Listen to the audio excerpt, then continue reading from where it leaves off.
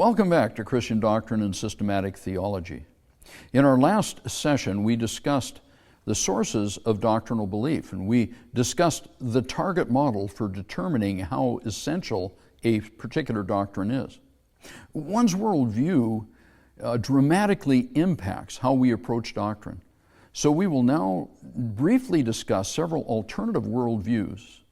At the end of this lesson, you will be able to define and distinguish between these typical worldviews with regard to theology.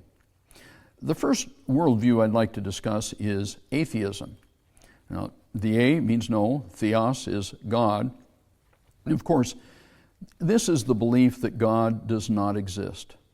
An atheist believes that all religion is the result of vestigial superstition. They believe that it's inappropriate for educated adults. Second worldview is agnosticism. A again means no, and gnosis is knowledge.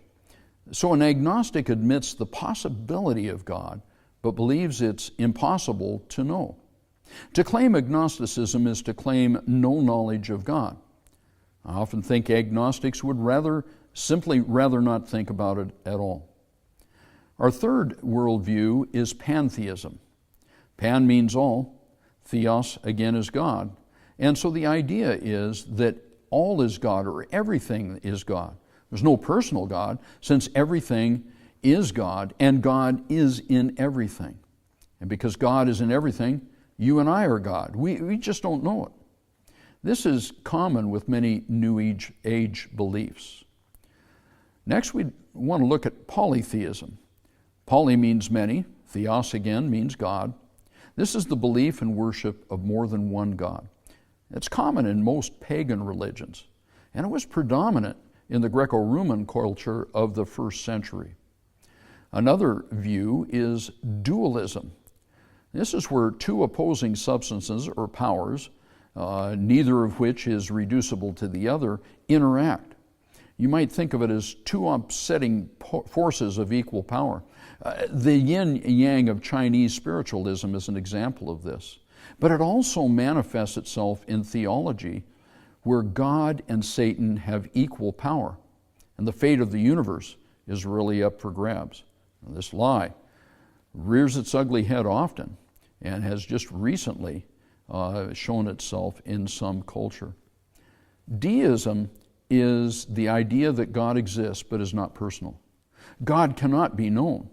God is not actively involved in His creation. Perhaps He started the ball rolling, but He's now sitting back just to see how things work out. And God may not even exist anymore.